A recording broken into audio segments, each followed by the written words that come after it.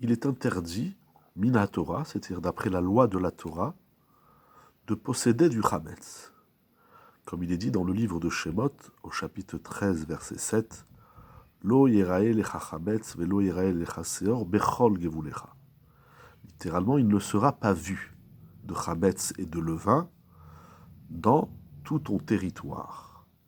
Ne pas que soit vu le chametz, les sages enseignent, c'est l'interdiction de posséder du chametz. Comme nous avons déjà dit, l'interdiction du chametz est multiple. Premièrement, l'interdiction de le consommer. Deuxièmement, l'interdiction d'en tirer profit. Et troisièmement, l'interdiction d'en profiter. Étant donné que dans le verset, il est dit « Lo yerae lecha chametz » « Velo yerae lecha seor » les sages dans le Talmud de traité Pesachim d'Afraftet Amoud Aleph enseignent que cette interdiction de posséder du chametz ne concerne uniquement le chametz qui appartient à un Israël, à un juif. Mais si il se trouve chez moi du chametz qui appartient à un non-juif, là, il n'y a pas l'interdiction. Certes, s'il y a du chametz à la maison, pour quelque raison soit-elle, si tant est qu'elle soit valable, bien évidemment, si ce chametz appartient à un non-juif, il faudra faire attention de ne pas avoir accès à ce chametz, de peur qu'on en vienne à le consommer. Mais si, par exemple, pendant Pessah, vous faites appel à un plombier ou tout autre corps de métier et l'ouvrier vient avec son chametz, on a le droit de le laisser rentrer à la maison. Bien évidemment, s'il rentre dans la cuisine, on fera attention que son chametz ne s'éparpille pas sur notre vaisselle et nos aliments.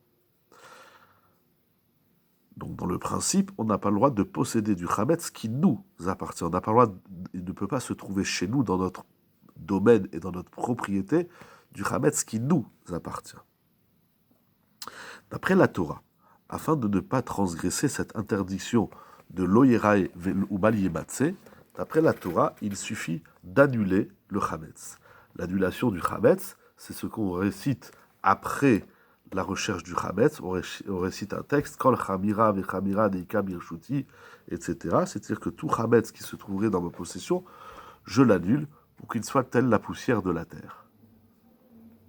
Donc le fait de formuler ce bitoul, cette annulation du chametz, et également le fait d'être convaincu de cette annulation du chametz, alors le chametz n'est plus en ma possession, je l'ai considéré comme la poussière de la terre, et donc si il se trouve chez moi du chametz pendant Pessah, puisque j'ai dit le bitoul, alors on n'est plus possesseur du chametz, il n'y a plus ici l'interdit de la Torah.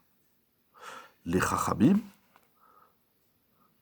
ça c'est l'agma, au traité Psachim, Daf Dalet Amoudmet. Seulement les sages ont dit il ne faut pas se suffire du bitoul.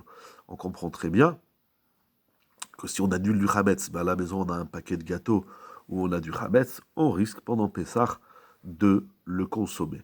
Donc les chachamim ont dit on ne se suffit pas du bitoul, il faudra également brûler ou détruire le chametz. Comme on l'a dit pour deux raisons. Premièrement, parce que de peur qu'il reste du chametz qui se trouve chez nous dans notre domaine. Donc même si avant Pessah, on a récité le bitoul, c'est-à-dire qu'on a annulé le chametz, mais instinctivement, comme explique Tosfot au début du traité Psachim, instinctivement, on risque de consommer ce chametz. Les Rishonim expliquent encore que on fait l'annulation du chametz. Mais si on a du chametz qui a de la valeur, vous avez plusieurs paquets de biscuits ou de pâtes ou de tout autre chametz, des brioches, alors on dit j'annule mon chametz, ça veut dire je m'en dépossède.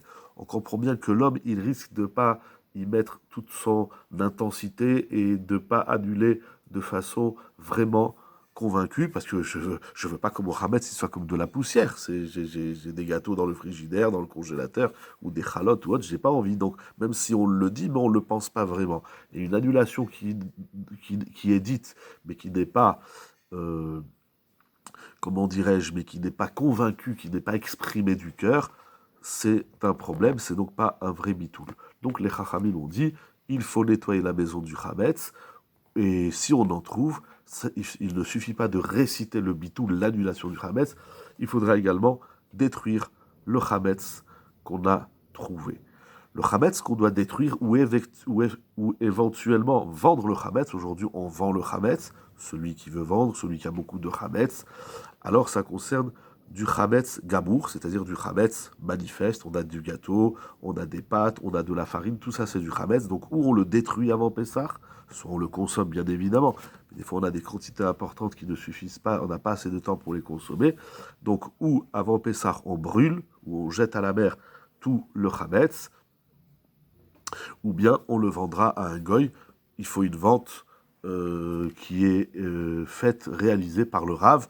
Il y a des contrats de vente que vous voyez ici et là un peu de partout. Il y a des contrats de vente, on donne le pouvoir au Rav et le Rav, il devient votre envoyé. C'est-à-dire vous l'avez missionné pour vendre votre chametz et on vend le chametz, c'est une réelle vente puisque le non-juif qui nous achète le chametz nous paye et après Pessah, on lui rachète le chametz plus cher pour que ça soit intéressant pour lui, pour montrer que la vente, elle est effective et elle est réelle. C'est pas comme ça uniquement un acte religieux ou un acte symbolique. C'est pour cela que lorsque on donne le pouvoir au Rav, notre pouvoir au Rav, on missionne le Rav de la Keïla pour vendre notre chametz, il faut payer parce que ça coûte de l'argent. C'est pas le but de demander encore de l'argent et encore. C'est parce que je missionne le Rav et le Rav il va prendre mon pouvoir de chametz et il va rencontrer un goy. Ça prend 1 heure. Il faut signer des contrats. C'est une réelle vente. C'est intéressant comme souya. Donc tout chametz manifeste, de même tout chametz qui est consommable, tout mélange de chametz. On a vu qu'il y a des produits qui